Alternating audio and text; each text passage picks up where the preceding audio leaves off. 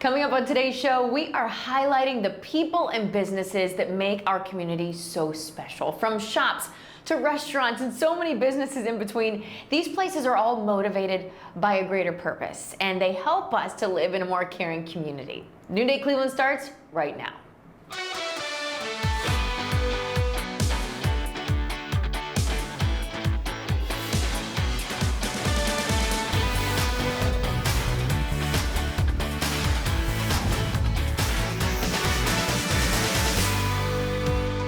Welcome to our Caring Community Road Trip. I'm Natalie Herbeck. Thanks for being with us this morning. New Day Cleveland is all about highlighting local businesses, but for the next hour, we are highlighting the extra special spots that work toward a larger cause, whether that cause is the protection of our forefoots, the support of the differently abled, or the empowerment of artisans across the globe. These people are making a difference, and we're kicking things off with a remarkable group of women who are very close to my heart. This is the Dragon Dream Team.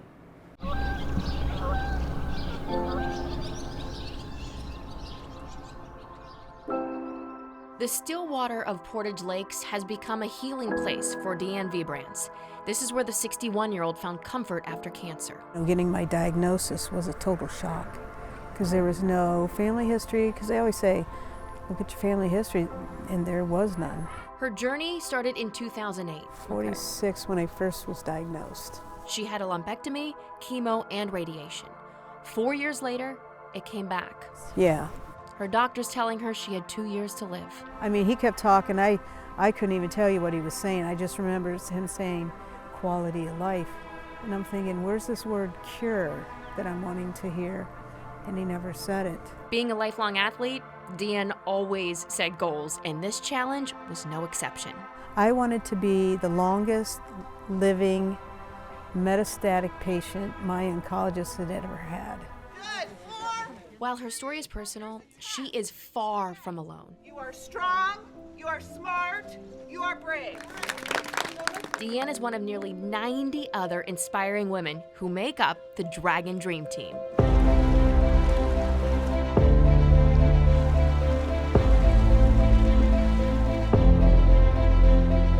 Established in 2007, Susan Balmert is a founding member of the local Dragon Boat Racing Group. The mission really is to send the message that there is great active life after breast cancer. Balmert and others have helped dozens more pick up a paddle and reclaim their lives. You don't realize how broken you are, whether it's because you're just so tired, you feel so defeated, you look different, you feel different, and then you get onto this team and you meet these amazing women that have been surviving for years, and you see that there's hope for me. I can do this. Wave to the camera. Bonded by my recent diagnosis, these supportive women welcomed me on board. What I find to be so impressive, they have taken the most vulnerable part of their body and made it their source of power. Isn't it amazing how we're at a dead stop and they stick a couple paddles and we're already moving? And there's a lot of weight on the boats. Breast cancer may have brought these women together, but through that, they've developed this sense of family, one that brings hope, courage, and strength. But make no mistake about it, when it comes to the water, these women are competitive. Paddles up.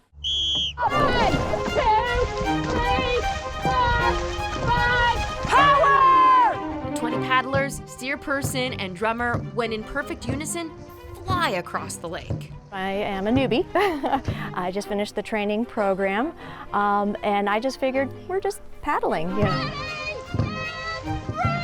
It is not. It is that at all. It is extremely intense. 4, 5. Their grit, stamina, and willpower have paid off.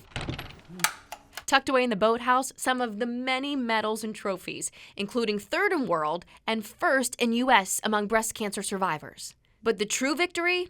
A proud one-year survivor. 3 years. 19 years.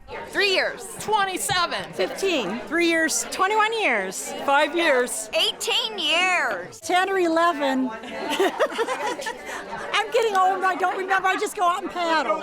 That pride is celebrated with a flower ceremony at every race. And all the breast cancer survivors will typically go out into their boats with a flower, teammates from other teams holding hands. It's just a pretty special experience. Never forgetting those no longer here. Still, with every paddle, this team moves forward physically, mentally, and emotionally. It's been a hard battle. I was diagnosed a year ago, and it's nice to have the support.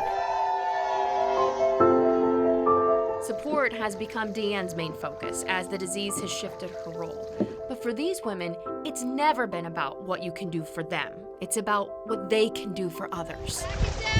Every lady will tell you that the best thing that came out of this breast cancer was meeting all these ladies. After those first few strokes, it was probably the most calming and soothing experience, just being on this boat with all of these women, long-term survivors to newly diagnosed, and we are all just paddling as one out on this amazing water. Together!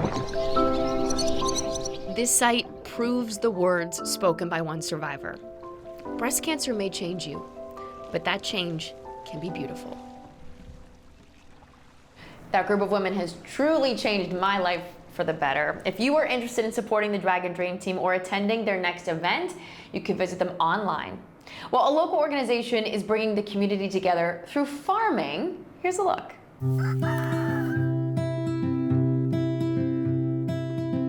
Farming with Friends is an organization that was created by my wife and I with a mission of restoring God's creation through regenerative farming, employment of people with disabilities, and community engagement. Our Farming with Friends journey started when we had our daughter Scout in March of 2018. We found out that Scout was developing slower than her peers, and actually at 8 months the doctor found a heart murmur and wanted to do some genetic testing on Scout. And we found out that she needed heart surgery at 21 months, and while she was under the knife having heart surgery, we received a phone call from the geneticist giving us her diagnosis. And of course, when that happens, you start to think of all sorts of different things. How's my child going to be treated? What's the future look like for my child? And so we started to think about what Scout's employment opportunities would look like as she, aged out of school and started to look at exiting our home. And we noticed that she had a real interest in and grounding in spending time in our garden at our home and spending time with our backyard flock of chickens. And so we started to develop a dream at that point of starting a farm that employed people with disabilities. And in the spring of 23, we decided to launch this thing on a much larger scale to the point now where we believe it could be an organization that employs 10 to 15 people with disabilities on a yearly basis as we move forward.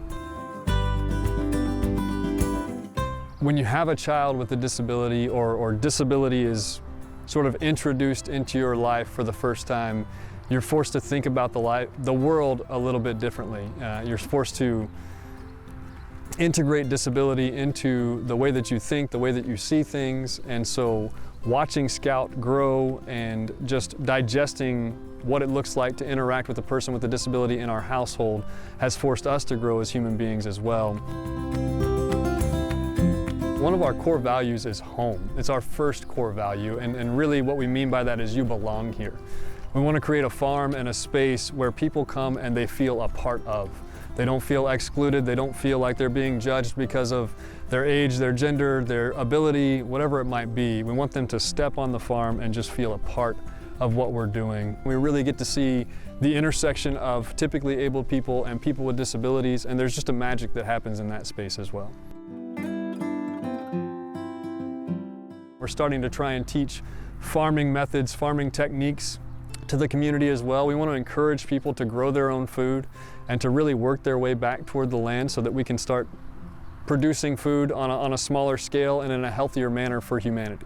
I tend to be very practical in my naming of things, and Farming with Friends just really seemed to fit what we were trying to accomplish, right? But ultimately, I think it captures not only our desire to hire people with disabilities and bring them into what we're doing, but our desire to bring the community together, right? We want this to be a shared space, in a sense, where friend can farm alongside of friend. There are a lot of lessons learned and taught in the regenerative farming space that apply to life and to human beings. So often in our world, we're all about bigger, faster, and stronger. And in doing that, we sometimes lose the humanity of people, right? Or the chickenness of a chicken, or the pigness of a pig, or the treeness of a tree, right? And we stop really seeing things for what they are and appreciating them for what they are. And I think the regenerative farmer is calling us back toward a respect and appreciation of not only the land, but our fellow human beings as we move forward. If you'd like to get involved, Farming with Friends hosts monthly volunteer opportunities for the community, and you can visit their website to learn more. All right, coming up after the break, a ministry in Valley City supporting people with dementia.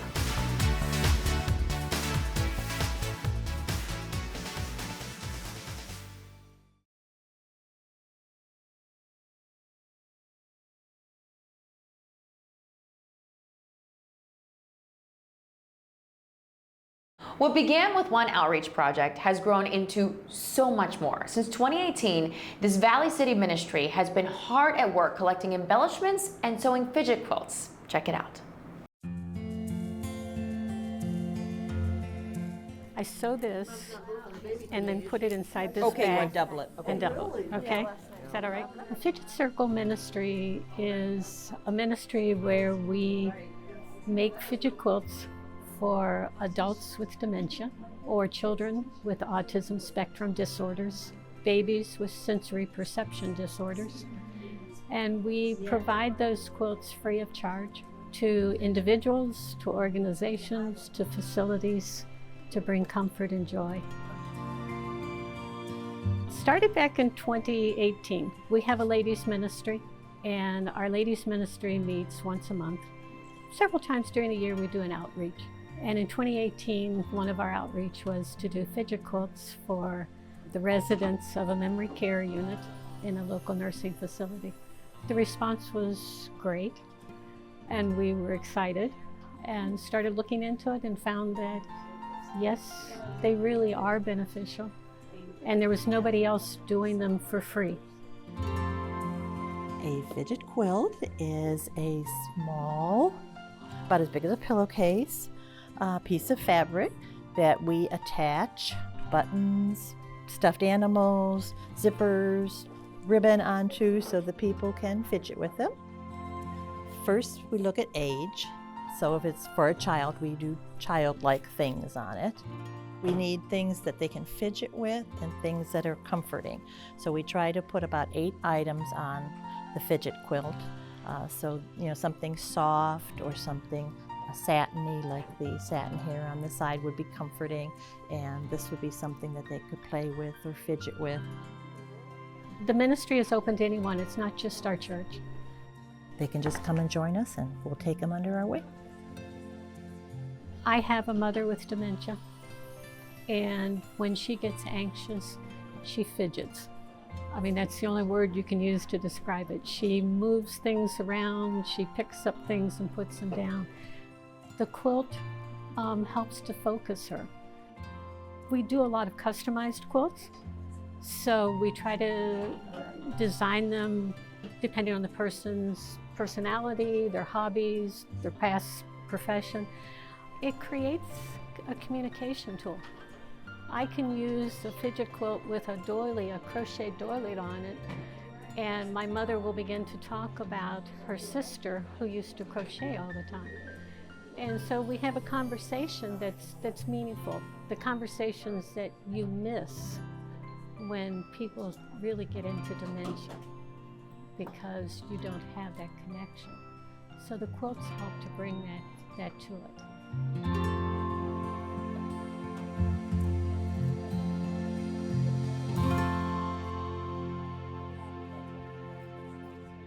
The Fidget Quilt Ministry has regular meetings, and if you or a loved one might benefit from a fidget quilt, they're always happy to help. All right, up next, a teacher making a difference beyond the classroom. She's helping teachers and parents keep their students sharp for as low a cost as possible. This is second semester Consignment Shop.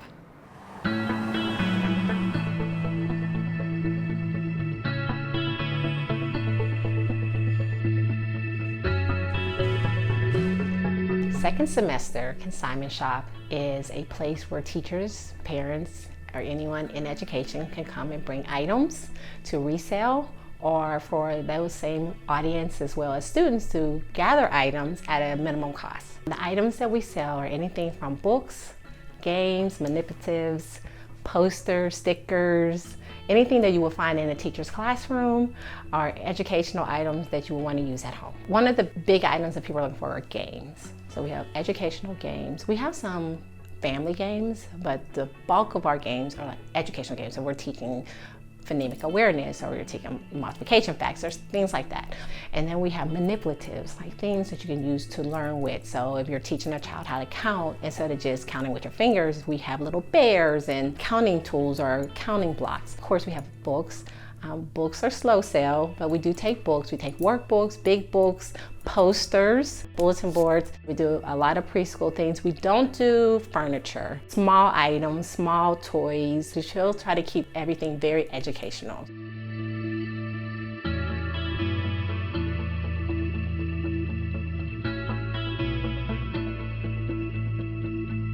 If a parent would walk in with their child looking for some items to help their child academically in any subject and at any grade level, first we would show them the resources we have. And because these items are usually gently used, the cost is way less than you would pay regular price. Even if you go to Amazon, and we do a lot of price match with Amazon, so we are able to get these items into the homes for the parents to use at home. So it's not just education at school or at summer school or at the rec, they can actually use these items at home. I have been teaching in the city of Cleveland for 28 years. I know that education is the key to everything in life. And I know teachers spend a lot of money. And so this is really a way for those who are leaving education, retiring, or switching careers, they can get relief of these materials. But then also for new teachers, my personal story is when I came to my first year of teaching, I came from student teaching where, you know, you have everything in the classroom already. You just assume the school provides that. So I go to the office and like, where is all the materials I need to set up my classroom? And so she gave me a box. It had pencils, papers, notebooks. And I was like, but what about like bulletin boards and the stuff that we put on the wall? And she gave me a number to the local Holcombs. So I go to Holcombs and I'm walking around and I had tears in my eyes because I couldn't afford half the stuff in there. It's like, but I'm on a teacher salary and I haven't even got my first check, but class starts in a couple weeks. So I got what I could afford and I went home and I just started making things. And so if I had a store like second semester where I could take minimum cost and buy, like people leave here sometimes with stuff to even just get started in their classroom. That's what brings me joy, is to know that they don't have to be like me.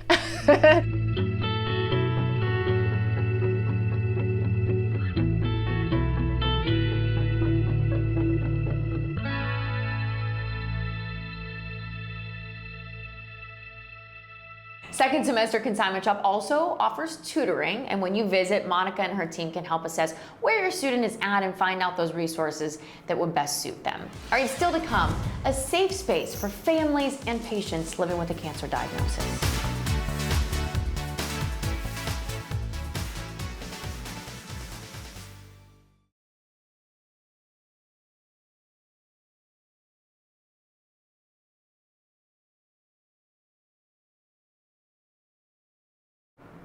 After being diagnosed with lung cancer, he wished for a way to take the weight off of his family. Decades later, that wish has become a legacy of love at Stuarts Caring Place.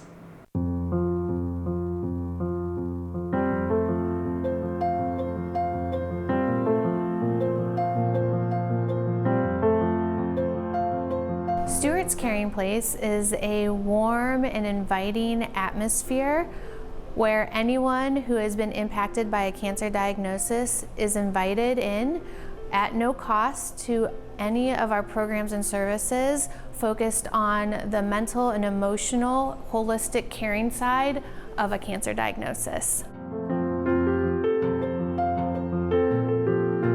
We know that a cancer diagnosis has a significant mental and emotional impact on not just the patient or the diagnosee, but their caregivers, their spouses, their children, their friends, their colleagues. And what we do here at Stuarts Caring Place is invite them in, and we really cater to their needs. It's just a wide array of things that are an additional resource outside of medical treatments. back when Stuart was going through cancer in 2001. We were young, our family was young. There weren't a lot of services available for people going through cancer, and he would often say, I wish there was somewhere that you could go to that was non-medical and warm and welcoming and supportive for not only the patient but the family members. So the idea was out there, and when he passed, he left some money to the Akron community, and some friends and myself got together to talk about what we could do with that money. And it was kind of a no-brainer to say, well, why don't we try and do what he talked about doing, and that is see about the feasibility of having a cancer wellness center. During a cancer diagnosis, there are so many things that people don't think about or that don't become a priority. Things like spending quality time together, whether that's through attending our children's and family programming together, or dropping the kids off for our summer camps during the summer months so that the caregivers or the adults can have some quality time or some peace and quiet. We have a beautiful holistic healing suite where caregivers, patients, loved ones can come and get massages, Reiki. That is all meant for the stress relieving component that comes with those services. We have yoga classes, different physical fitness classes. We have a beautiful library. It's just a welcoming, warm environment for anyone who needs us.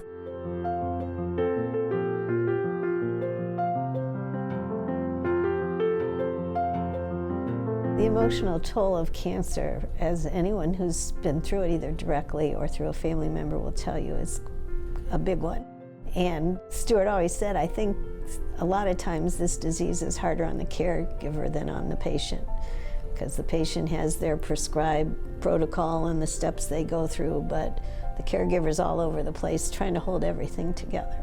Oftentimes we see individuals and families come through our doors. They are overwhelmed, they are emotional, rightfully so, and by the time they leave here, they have a sense of relief for whatever reason that may be. They may have met with a counselor or found a peer in our support group that they can relate to. They may have gotten a food share, and so they don't have to worry about groceries for a few weeks. And so just seeing the relief on the faces, seeing the smiles when the women leave our wig room, finding a wig that mimics their style or that makes them feel confident and makes them feel comfortable in their skin. I think just seeing how much of an impact we can make on these individuals and families' lives is what resonates with me. When someone asks us, how much do I owe you? Or they start to take out their checkbook to write a check and we say this is all offered at no cost, it just speaks volumes to the importance of this agency. I always say that I'm a very fortunate person who, like so many people in the world, have had very unfortunate things happen to them, but to be able to be a part of the ground floor of building something like Stuarts Caring Place is such a blessing and such an honor. And for me to have this legacy to Stuart is really something that I can't even describe.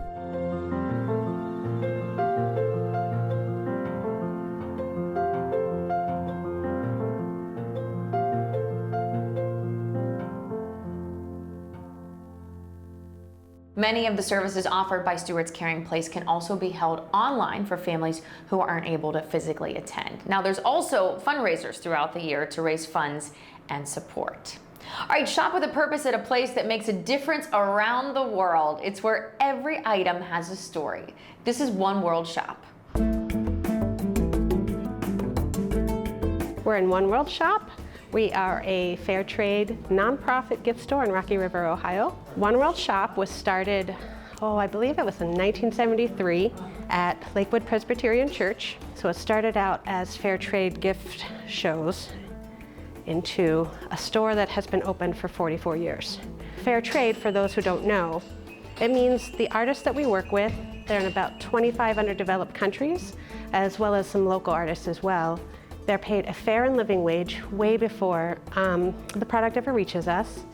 It also requires that there's no child labor and that they have clean and safe environments that they're working in. And it helps preserve traditions that the artists have carried through for generations. We're a gift shop that carries practically everything. Art you can put on your wall. We have soaps and candles and lotions. We have things for your kitchen. We have things for your home. We have an entire children's section. If you think of it, we probably have it. Games like an indoor bocce set that the company refuses to use any plastic in their packaging and their production. Footballs that you can throw indoors, made by the same company. Locally speaking, we carry Storehouse tea. They employ refugees who come into the city, teach them how to make their mixes, and we carry all their fair trade tea. Candles and lotions made by Hope's Landing. They're out of Tiffin, Ohio. They're made by survivors of domestic abuse and human trafficking. Every item has a story. We have jewelry that was made from either a bulletin or a bomb coming out of Ethiopia or Cambodia. We have olive oil that has come from Palestine that is trying to bring people in that region together to work together. We have night lights that are made from recycled glass in Ecuador. They're just so well made. Our customers love them. Hats and scarves and different knits that were made in the Andes Mountains by women who have been carrying that tradition on for centuries that are stylish and keep us warm. When you're going to shop at bigger businesses, you don't necessarily know where your stuff is coming from. Here, we can tell you where it was made, who made it. Sometimes we can give you the picture and the story of the person who made it. That's one of the things that sets us apart. And when you come into the door, you get to smell the smells of all the candles and the incense. You get to learn the stories, and you get to feel good about the gifts you're giving or the items you're purchasing.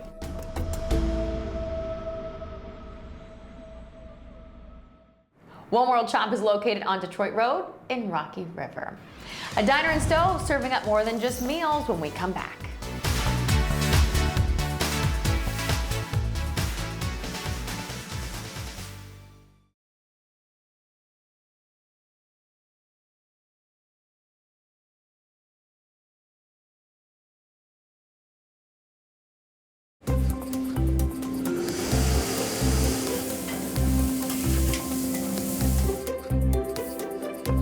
Welcome back. All right, we have moved now to Stowe. We are at a diner here that is truly doing wonderful things for the community, and you can support by eating some of their delicious food. We are here at Garrett's Mill Diner. I have Brian with me. We've had him in studio so many times, and it's so good to finally be here with you in person. And you have Allison as well. Hi, Allison. Good to see you. Hi. I think before we start digging into the food and talking about all the great meals that you guys make here, the concept of why you created Garrett's Mill Diner, I think, is so special. So let's delve into that first. Yeah, so back in 2015, was looking to do some work with a little bit more meaning.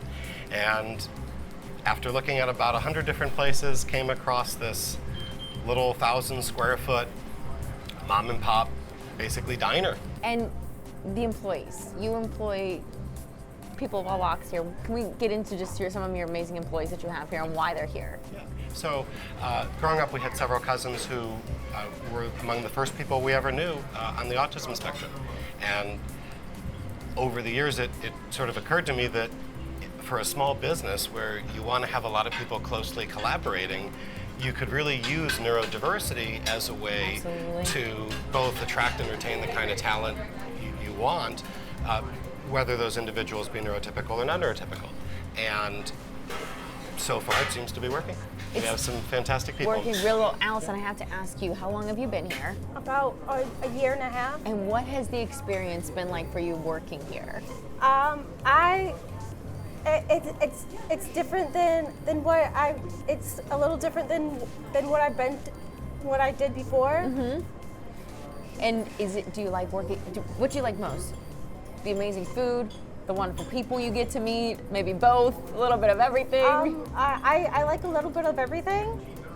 I don't blame you. I would too. I mean, I always said if I wasn't doing this for a living, I would love to have my own little diner. I think it's so amazing. And I know you also staff some wonderful employees that are so incredibly helpful as well, right? This is true. So we have individuals for whom this is just a side hustle. We have individuals who are kind of, they're in school, they're passing through, they have something that they are really focused on, but it's not going to happen for a couple of years because they're waiting to finish that trade school or get that degree.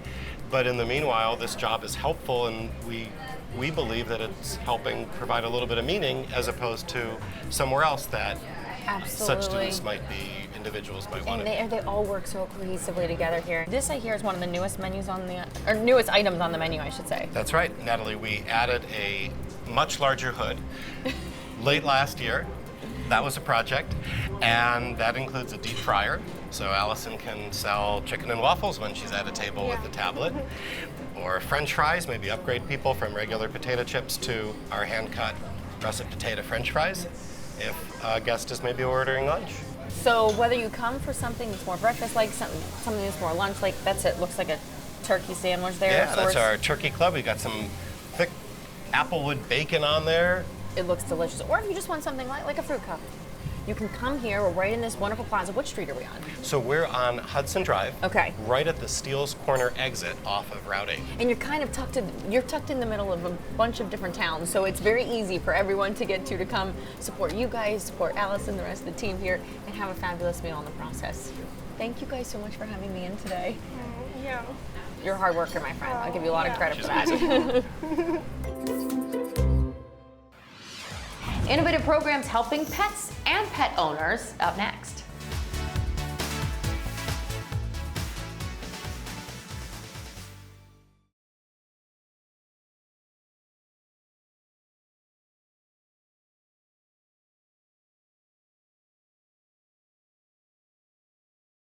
Go above and beyond for the 4-foots with unique programs here at the Cleveland APL. Whether you have a pet of your own or you're caring for a stray animal, they can help.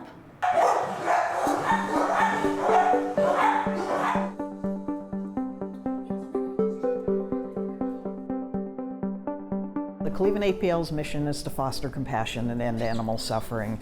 People know us best as an animal shelter where they can bring pets that they want to surrender to be rehomed. We bring in stray cats. We do the humane investigations in the city of Cleveland and Cuyahoga County.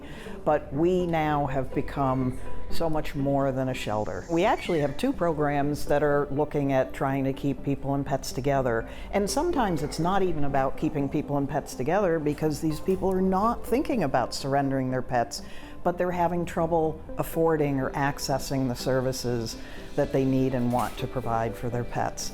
So both our community pet clinic and our Project CARE program, and CARE stands for Community Animal Retention Effort, work to address those gaps in service that people are facing in the community with the care of their pets.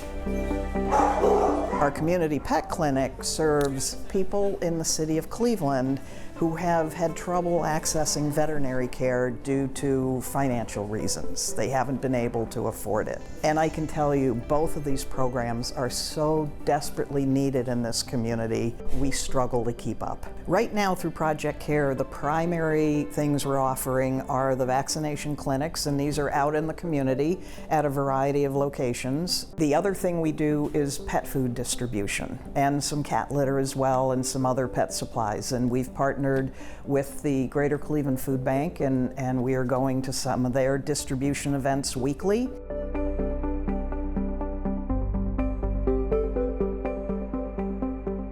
We also offer spay and neuter programming. A lot of it is our shelter animals. We did more than 11,000 spay-neuter surgeries last year. Just under half of those were for the animals that came into the APL to find new homes. But about 5,500 of them were split between a program called Trap, Neuter, Return and then our animal welfare clinic. The Trap, Neuter, Return program is specifically for stray cats. And through that program, the caretakers of community cats, and these are unsocial, not adoptable cats that are being cared for in the community, can humanely trap them, bring them to us, and for $20 have them spayed or neutered. They are then released back to their home, which is their familiar territory, under the watchful eye of that caretaker, where they will live out the rest of their days, but not producing any more litters of kittens that then need to come into a shelter. I think the human-animal bond is hard to describe to people who have never had it, and they are our constant companions. They don't judge us. They give us unconditional love. They give us something that even our human family and friends who we love dearly just can't give us.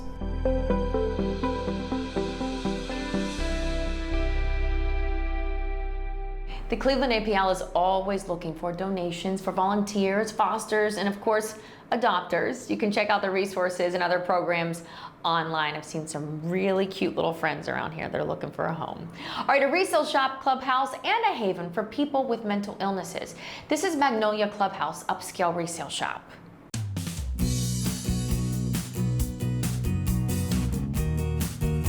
The Magnolia Clubhouse Upscale Retail Shop is a great opportunity for people to support a good cause, and often people don't even know that till they come. So we get wonderful items from various donors that bring their things, or we can pick up the furniture and other items to our shop and we sell it. We're open to the public. So it's a great way for people in the community to come looking for an upscale resale shop and learn about Magnolia Clubhouse. Magnolia Clubhouse is a center of psychiatric rehabilitation for people that live with mental illness. It's a club, and in this club, the members, people with mental illness, work in partnership with the staff to do everything it takes to operate the club. So the resale shop is just one part of the club. What people will find when they shop here and what we're looking for is something you'd like to have yourself. So there's beautiful antiques, there's a lot of decorative items, there's artistic items, there's a wide mixture, and we're proud of the items that we get, and we look to offer people interesting objects that they might not find anywhere else and at a good price. This clubhouse model started in 1948 in New York City by a group of people as they were discharged from the psychiatric hospital, banded together to try to help each other. And it was around the same time as AA was developing, and the idea that people could help themselves and work together to be a part of the broader community. Magnolia Clubhouse was originally developed in 1961 here in Cleveland. So it has a rich history. A lot of research has gone into this model. Of the over 500 to 600 people a year we serve here now, we're only reaching a small portion of the people that could benefit from this experience, because 1 in 5 people live with mental illness. So we want to continue to grow so we could reach more and more of the people in need. I wanted to join the very first day. I've been coming here approximately a year and a half. When I first started coming, I was coming maybe once or twice a week, and then I end up increasing it to 3 to 4 days a week. So when I don't come, I really miss it. Magnolia Clubhouse, to me, represents something that helps me to deal with my mental illness. Mental illness is something that a lot of people experience but don't have the opportunity to be in an organization similar to this one is. And by having more clubhouses, that gives people more opportunity, and it also gives people like me more opportunity to serve in a positive way. One of the things about being here at Magnolia Clubhouse, no one judges you. So if you have an off day and you just want to stay in the cafeteria, you can do that. If you want to come to the morning meeting, you can do that. If you just want to come for lunch, you can do that. So it gives you an opportunity to express yourself at the same time you're not being judged for your mental illness.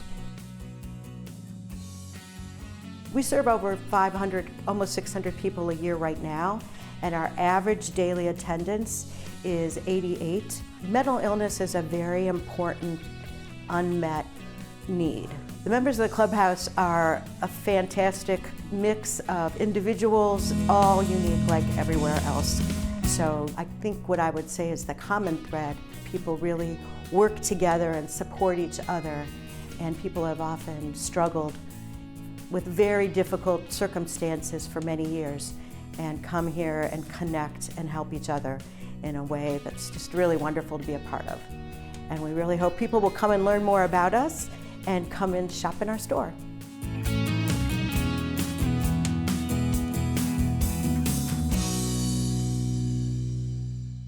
If you would like to shop the Magnolia Clubhouse Upscale Resale Shop, go online to check out their hours. And if you're interested in supporting in other ways, there's always donations as well. Prospective members or staff can find more information on their website. All right, still to come, hope after homelessness, and it starts with a bar of soap.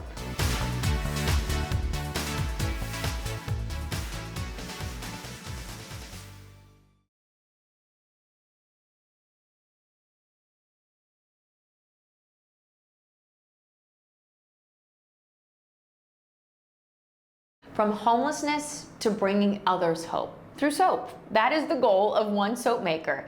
This is the Natural Soap Lab. The Natural Soap Lab is a fundraising soap shop for Never Give Up, Never Quit. We specialize in medicinal soaps and unique motivational designs. We began Never Give Up, Never Quit, which is a 501c3 charitable organization. We're part of the Random Acts of Kindness movement, and we use our proceeds to help us keep our motivational vehicle full to give random acts throughout Cuyahoga and Lake County. I needed a practical way to keep giving random acts of kindness, and soap is not a perishable, so we could use soap, we could keep it on us for weeks and months at a time, and when we're out in the community, I don't have to worry about it spoiling. So soap came to me that way. I had been praying about a way to keep spreading hope with a practical product, and just so happened I'm able to make it now. We specialize with acne, eczema, sensitive skin, psoriasis. Our products help you to gently cleanse with our high lather without harming the skin. Sea salt is one of our top sellers, turmeric and rose kaolin clay. Goat's milk. These are top sellers here at the Natural Soap Lab, where we do have well over 150 bars of soap. So if you don't find something you're looking for your skin type with one bar, we could get you with another bar because we got so many for you to choose from. We love to put our candles in a cup. That way you can burn it, use it, wash it, use it, because you're using it while you're burning it, right, to get that experience. And then you pull the wick out and you clean out that cup, so you get 2 for 1.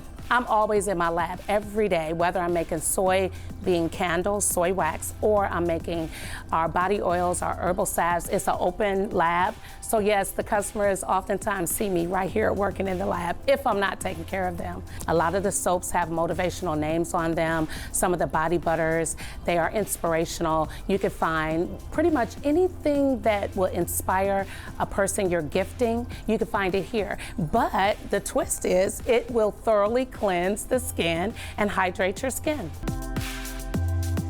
We give everything that's in this soap shop, we give freely when we're out on our missions. We pack out my motivational van and we give. So pretty much what we sell is what we give. In 2014, I was homeless and I gave a woman a fresh flower. It was a random act of kindness. Even though I was homeless and transitioning myself, I still would give people random acts of kindness. The next day I went back to Whitcliffe Library, that's actually where I was, saw the same lady, and she told me when I gave her the flower, she was on her way to commit suicide. So that is my driving passion and purpose for Random Acts of Kindness, because we don't know who the recipients are, but we know that we could be saving a life. So that's why we are Never Give Up, Never Quit. Every day, looking for people to just spread a little hope or sprinkle a little hope upon their lives. I've been a soap maker since 2017, I believe, and I never dreamed that I would end up with a brick and mortar store with over 150 bars of soap and all these candles and all this. Stick to the thing. Do the thing you love and do it with your whole heart. And don't always expect to get a return. Do it because you love it. That wraps up our Caring Community Road Trip. If you know of someone whose business is really making a difference in our community, we want to hear about it. Send an email to newday@fox8.com, and if you've missed any of today's features, go to fox8.com and click on our New Day tab. I promise each of these causes is deserving of your support. I'm Natalie Herbick, and we'll see you on the next New Day Cleveland.